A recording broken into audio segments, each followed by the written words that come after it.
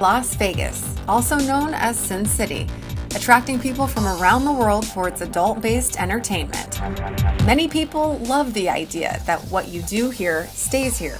That is, unless you find yourself in trouble with the law, which is exactly what happened to my sister Jamie. I'm preparing to go away for a minimum of 10 years.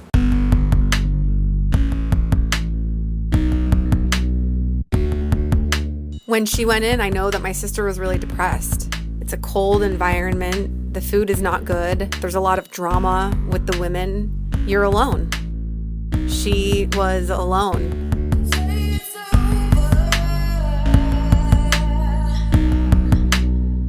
My sister and I grew up in a loving home with loving parents. So when she was convicted of second-degree murder and sentenced to 10 to 25 years, that was just the beginning of our exposure to the prison system.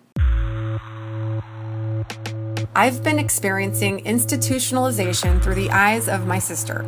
Feeling her depression and isolation for the past 10 years is a reality we've had to face. Focusing on the larger picture has kept us going. With 2.3 million people incarcerated in our country and a 68% recidivism rate, my sister and I came up with a concept to follow people as they left prison. Where would they go? What would they do? And who would they hang out with? This is why I started documenting women getting out of prison more than 3 years ago. Being around all these people definitely makes me uncomfortable. I just don't like it. I don't know anything and anywhere or anybody.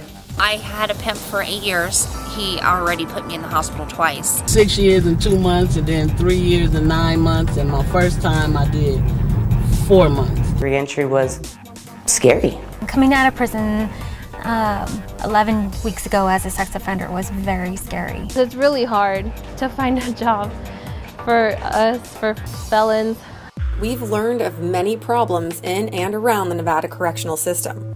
One of these issues is the unanswered demand for housing when women are released. In Las Vegas, men have a variety of places where they can go, and they have lots of halfway houses. The women, on the other hand, do not. And so there's a great demand for the women to be able to have a decent, clean home. Is that her? It's so heavy. In November of 2016, I opened After Orange Halfway Home, a nonprofit transitional home for women getting released from prison. My first Thanksgiving out in 7 years. It's also a documented series about the women's journey through and after their incarceration. And I look myself in the mirror, directly in the eyes. I went through a lot of pain. My mom started prostituting when I was 11. She got me addicted to crack. We can see how wonderful, beautiful, and lovely you are, but we need you to grasp that too. I got in a domestic violence situation when I was 16 with a husband who didn't love me.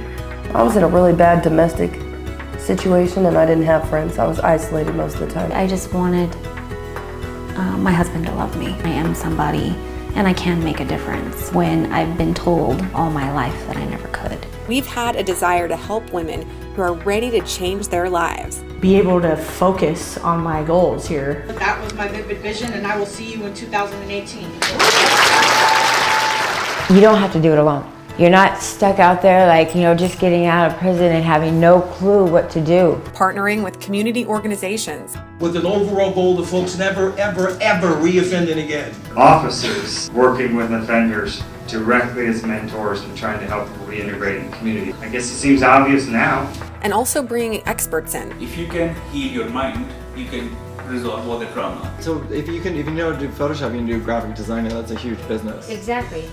In prison, you eat stuff that weighs on your body and it doesn't give you a lot of energy. It's really nice to be able to have food that's affordable and good for you. I work for Bogart's Bon Appetit. This is Stacy, can I help you? I wouldn't be able to do my job without Larson School. Google Docs, the spreadsheets. Behaviors speak for themselves. So when I leave this house, can I have my knife back? I knew that coming into this, it would be a challenge. And it has been a challenge. Crying's good.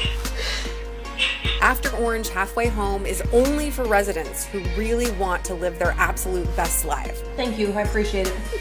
Consistency. I have opportunity. I have a space to grow. Be a person of honor and integrity. We address conflict together. We have meetings every night, every single night. I'm open for suggestions.